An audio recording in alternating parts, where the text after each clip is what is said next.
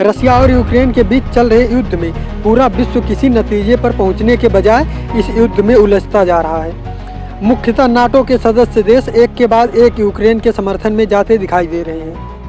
इस पर राष्ट्रपति पुतिन ने यूक्रेन से युद्ध के बीच परमाणु हमले की आशंका व्यक्त की है। तो आइए जानते हैं कि परमाणु हमले के लिए कौन सी प्रक्रिया अपनाई जाती है और इसके लिए कितने चरण होते हैं।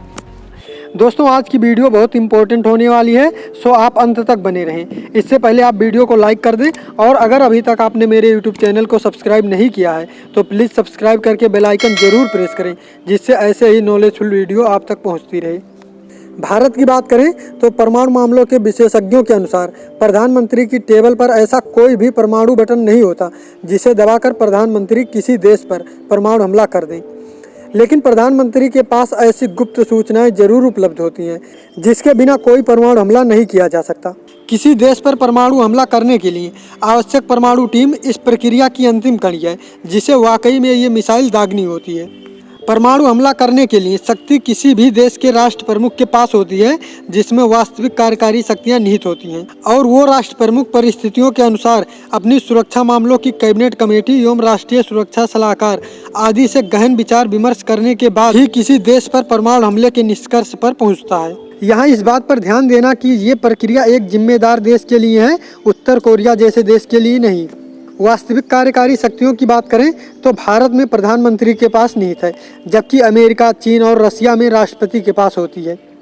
भारत की बात करें तो परमाणु हमला करने की पूरी प्रक्रिया में पहला चरण है किसी भी देश के प्रधानमंत्री या फिर राष्ट्रपति के साथ एक ऐसे सिक्योरिटी गार्ड को आपने देखा होगा जिसके पास एक ब्रीफकेस जैसा बॉक्स होता है। इसे परमाणु ब्रीफकेस कहते हैं। इसमें कंप्यूटर और रेडियो ट्रांसमिशन जैसे उपकरण होते हैं और यह बुलेट प्रूफ होता है। इस ब्रीफकेस में उन ठिकानों की जानकारी होती है जहां पर परमाणु हमला करना होता है। इसके साथ साथ 5000 अन्य ठिकानों की पहचान भी होती है और समय समय पर यह अपडेट भी होता रहता है।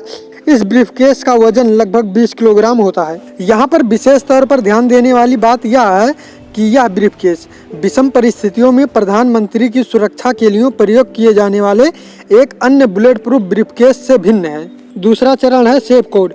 ये दो होते हैं। एक सेफ कोड प्रधानमंत्री के पास होता है, जबकि दो अन्य सेफ कोड जो अलग अलग स्थानों पर एक कमांडिंग ऑफिसर के अलावा सेना के दो और अलग अलग अधिकारियों के पास होती है, जिसके बारे में जानकारी बहुत ही महत्वपूर्ण व्यक्ति को ही होती है।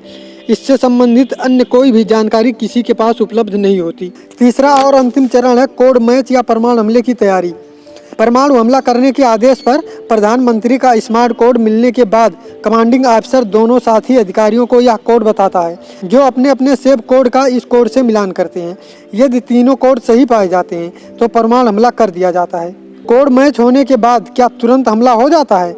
ऐसा नहीं है, क्योंकि हवाई हमले के लिए लड़ाकू विमान को तैयार करने और भी तैयारियों में कुछ समय लग सकता है। ये प्रक्रिया रहती है किसी देश पर परमाणु हमला करने की। यहाँ पर विशेष रूप से ध्यान देने वाली बात यह है कि इस वीडियो में दी गई समस्त जानकारी रक्षा विशेषज्ञों के विचार पर आधारित है। इस वीडियो को लाइक ज़रूर करें और अगर आपने अभी तक मेरे यूट्यूब चैनल को सब्सक्राइब नहीं किया है तो प्लीज़ सब्सक्राइब करके बेल आइकन ज़रूर प्रेस करें। जय हिंद।